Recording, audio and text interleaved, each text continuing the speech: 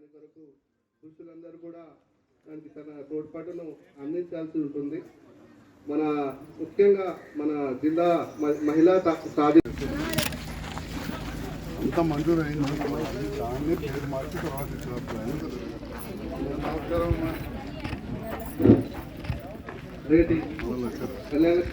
వీళ్ళంతా ప్రజలు ఓట్లు అయితేనే సార్ ఎమ్మెల్యేగా గెలిచింది సార్. కాంగ్రెస్ ప్రతిపక్ష ఎమ్మెల్యే గెలలేదు సార్. వాళ్ళు ఇన్ఛార్జ్ ఓడిపోయిన చోట ఇన్ఛార్జ్ ఉన్న చోట వాళ్ళు పెట్టుకుంటారు సార్. అట్లా సార్ అగౌరవపరిచినట్టు కార్యకర్తలకు ఉంటాయి సార్, పార్టీ కార్యకర్తలకు ఉంటాయి. మా సార్ ప్రోటోకాల్ లేకుండా ఎందుకు సార్ ప్రోగ్రామ్ ప్రోటోకాల్ కదా సార్. మీకు సార్ ద్వారా ఇప్పిస్తున్నాం కదా, సార్ ద్వారా ఇప్పించరు కదా సార్. మీరు ప్రోటోకాల్ లేని మామూలు కాన్స్టిట్యున్సీ ఎమ్మెల్యే గారు అయినప్పుడు ఎమ్మెల్యే గారి ఫోటో ఉంటే తప్పేముంది? ప్రభుత్వం ఏదైతే సార్ మొదటగా మన జీవన్ రెడ్డి గారిని పెట్టలేదా? ఏ ఫ్లెక్సీ పెట్టినా కూడా జీవన్ రెడ్డి గారి ఫ్లెక్సీ ఫోటో ఉంది కదా. మీరేం లేదు, ఎందుకంటే మీరు అక్కడ నుండి వచ్చింది మీరు పెట్టిన రావచ్చు. మేము ప్రభుత్వాన్ని ప్రశ్నిస్తున్నాం సార్, ఎందుకంటే గౌరవ శాసనసభ్యుల్ని కించపరిచే విధంగా ఆ రకంగా చేయడం అనేది అయితే కరెక్ట్ కాదు వాస్తవంగా. ఎందుకంటే సార్ పెట్టుకొని కానీ ఎమ్మెల్యే గారు పెట్టకపోవడం అంటే అందరు ఓట్లు వేస్తేనే కదా సార్ ఎమ్మెల్యే గారు అయినా. ఏ సార్ మేము నిరసన తెలియజేస్తున్నాం సార్, మీరేమనుకోకండి. ఈ సందర్భంగా మాత్రం మేము నిరసన తెలియజేస్తున్నాము. ఇంకా తర్వాత ఇట్లాంటి కార్యక్రమం ఉండదు ఎప్పుడు కూడా. మా ద్వారా మీరు తీసుకెళ్లాల్సిన అవసరం ఉంది, ప్రభుత్వానికి తెలియాల్సిన అవసరం ఉందని కూడా ఈ సందర్భంగా మీరు తెలియజేస్తున్నారు సార్. తిరుపతి ఒక ఫౌండేషన్ స్టోన్ పెడతాం సార్, పెడితే చెప్పుంటే దాన్ని వలగొట్టడం జరుగుతుంది. కానీ వాళ్ళ శాసనసభ్యులు పేరే లేకుంటే మేమేందుకు సార్ ఇక్కడ రావాల్సిన అవసరం మేముంది? మేము ఈ కార్యక్రమంలో పాల్గొనాల్సిన అవసరం మేముంది? అవును సార్, సార్ చీఫ్ గెస్ట్ అయినప్పుడు సార్ ఫోటో ఉంటే తప్పేముంది? మన దగ్గర మనం చేసుకోవాలి, మన ఫ్లెక్సీ మనకప్ప చెప్పాలి. కానీ గవర్నమెంట్ నుండి వచ్చింది సార్, ఇది కరెక్ట్ కదా సార్. మేము అడిగింది కరెక్ట్ కదా. మా తిరుపతి గారు లేవనెత్తింది కరెక్ట్ ఇష్యూ. అది చిన్న పేరు లేకుంటే స్టోన్ వలగొట్టిండ్రు మొన్నటి వరకు. మరి ఎప్పుడైతే శాసనసభ్యుల పేరు ఉండాలి కదా అందులో. మా పేరు అడగట్లేదు కదా సార్, ప్రోటోకాల్ అడుగుతుంది మేము. సార్ పేరైతే ఉండాలి కదా. సార్ చేతుల మీదుగా రావాల్సింది. సార్ చీఫ్ గెస్ట్ అయినప్పుడు ఫ్లెక్సీ మీద పేరు ఫోటో ఉంటే తప్పేముంది అందులో? మేమందరం నిరసన తెలియజేస్తున్నాం సార్. మా నిరసన మీరు కలెక్టర్ గారికి తెలియజేస్తారా, ప్రభుత్వానికి తెలియజేస్తారా? మీరు చెప్పండి. ఇంకోసారి ఇట్లా జరిగితే ఎవరం కూడా కార్యక్రమాన్ని రామని కూడా ఈ సందర్భంగా తెలియజేస్తున్నాను. ఎమ్మెల్యే గారి చేతుల మీదుగా చెక్కులు తీసుకోవడం జరుగుతుంది. కాబట్టి అందరూ ఈ అందరి ప్రసంగాలు అయిన తర్వాత, అతిథుల ప్రసంగాలు అయిన తర్వాత నేను చదువుతాను. ఒకరొకరుగా వచ్చి గౌరవ ఎమ్మెల్యే గారు పర్మిషన్ ఇస్తే నేను ఈ స్టేజ్ ద్వారా ఒక విషయం చెప్పదలుచుకున్నా. లక్ష్మి మక్కాల ముంజం సార్ ఇక్కడ సార్ ఓకే. గడ్డం మల్లేశ్వరి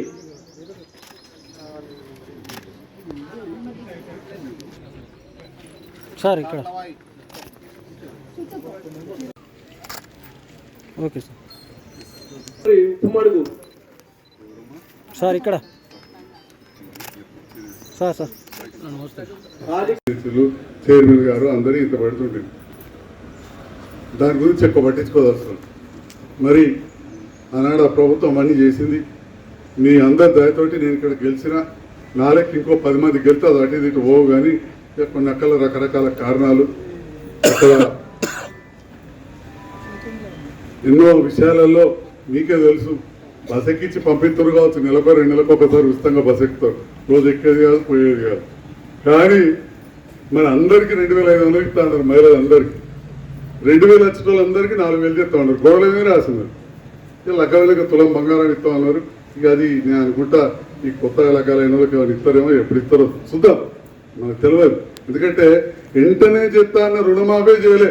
డిసెంబర్ 9 నాడు వచ్చి పైసలు తీసుకోపోరు అన్నది చేయలే. రాజకీయ వేదిక కాదు, మళ్ళీ మా అధికారులు కొద్ది ఇబ్బంది పడతారు. కాబట్టి మనందరం కూడా ఆశిద్దాం తొందరగా రైతు బంధు వస్తుందని, రైతు బీమా అట్లే ఉంటుందని, ఇన్సూరెన్స్ లేని వాళ్ళకు కూడా చేస్తామన్నారు కొత్త ప్రభుత్వం. ఇట్లా చెప్పుకుంటూ పోతే 6 గ్యారెంటీలలో 17 పథకాలు, రైతు బంధు పెంచుతామన్నారు. యువత చదువుకొని పిల్లలు ఉంటే వాళ్ళందరికీ నెలకు 4000 ఇస్తామన్నారు. చదువుకున్న పిల్లలకు నౌకరు రాకపోతే 18 నిండిన వాళ్ళు అమ్మాయిలు కాలేజీకి పోతే అందరికి మంచికో స్కూటీ కొనిస్తామని రాసి పెట్టారు. అవన్నీ వాళ్ళు రాసి నేను అట్టిగా మాట్లాడితే అబ్బో మా విలేకరు రూపుంటారా నేను వాటిగా అవన్నీ వాళ్ళ పుస్తకాల్లో రాసి నిన్ననే వచ్చారు మంత్రి గారు శ్రీధర్ బాబు గారు మేనిఫెస్టోలో పెట్టామని అలా రాసిపెట్టి సంతకం పెట్టి జగిత్యాల్లో పద్మశాలీల కోసం పవర్లు క్లస్టర్ సిరిసిలకు అన్నీ మూలపడుతున్నాయి మనం చూస్తున్నాం పవర్లు క్లస్టర్ పెడతామని చెప్పి జగిత్యాలు అని చెప్పి అందులో రాశారు. అవన్నీ ఏం చేస్తారో చూద్దాం. కానీ గత ప్రభుత్వం వచ్చిన తర్వాత మాత్రం ఖచ్చితంగా మహిళలను గౌరవించుకుంటూ ఇంటి మీద ఉన్న ఒంటరి మహిళలకు కూడా మనం పెన్షన్ ఇచ్చినాం మంచిగా 2,000 రూపాయలు. భర్త చనిపోయిన వాళ్ళకి ఇచ్చినాం, బీడీ కార్మికులకు ఇచ్చినాం, 60 ఏళ్ళు నిండిన వాళ్ళకి ఇచ్చినాం. రైతు చనిపోతే రైతులు రోడ్డు మీద పడకుండా 5 లక్షల రూపాయలు 1,00,000 మంది కుటుంబాల 1,00,000 పైన కుటుంబాలు ఆదుకున్నాం. 5 లక్షలు, 1 కాదు 2 కాదు. ముఖ్యమంత్రి సహాయ నిధి కింద దవాఖానాల బీమార్ అయితే చెక్కులు తెచ్చి ఇచ్చినాం. దాంతో పాటుగా దవాఖానాలలో కూడా బ్రహ్మాండమైన దవాఖానాలు కట్టినాం. మన రాయకల్ దవాఖానా మీరు ఒక్కసారి కుటుంబీ చేసుకునే ఆలోచన ఏది? తెలంగాణ రాకముందు ఎట్లుండే, తెలంగాణ వచ్చినాక ఎట్లయింది? ఇవాళ 12 మంది డాక్టర్లు వచ్చినారు. జగిత్యాల పాత బస్టాల దవాఖాన పాడుపడ్డట్టుంటే మీ అందరూ తెలుసు. అంతగా 500 దవాఖాన బ్రహ్మాండంగా కొత్త బస్టాలలో కట్టి అభివృద్ధి చేస్తున్నాం. వడలింగాపూర్లో చాలు చేసినాం. ఇవన్నీ కూడా మీకు కళ్ళ కట్టినట్టుగా కనబడుతున్నాయి. పంటలు పుష్కలంగా పండాయి. ఊరూరుకు ట్రాక్టరు, టేలరు, ట్యాంకరు, ఓ పార్కు, వైకుంఠ ధామము, సిమెంట్ రోడ్లు, కొత్త కరెంటు స్తంభాలు ఇవన్నీ కూడా చేయడం జరిగింది. మరి అన్నీ చూసి ఆశీర్వదించి మమ్మల్ని గెలిపించారు.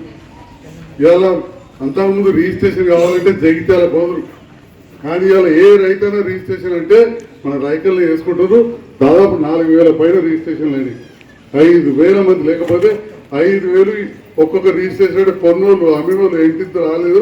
30,000 మంది జగిత్యాల పోవాల్సి వస్తుంది. మనిషికి 1,000 రూపాయలు ఇస్తా.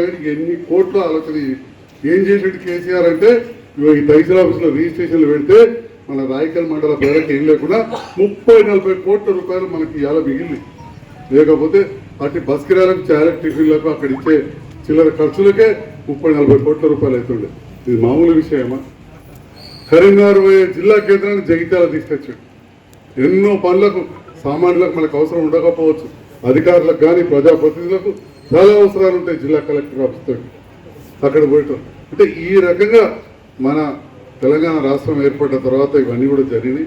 ఓకే, గెలుపోవడంలో ఉంటాయి. మొదట్లో నేను కూడా ప్రభుత్వం వచ్చిన నేను ఓడిపోయేది. అప్పుడు కైతమ్మ గెలిచింది, వారి సహకారంతో మున్సిపాలిటీ వేసినాం, ఎన్నో రోడ్లు వేసినాం. రాయకల్లోకి ఇట్లుండే లైట్లు మీకు తెలియదా? మీ అందరికీ తెలిసిన విషయమే. మళ్ళీ ఇప్పుడు బోర్లు అని అడుగుతున్నారు ఊరూరికి. అసలు బోర్లు ఎవరైనా పోయిన 3-4 ఏళ్ళు రాయకల్లో మమ్మల్ని బోర్ వేయమన్నోళ్ళు లేరు, బోర్ వేసుకున్నోళ్ళు లేరు. ఇవాళ మళ్ళీ బోర్లు అడిగే పరిస్థితికి వచ్చింది.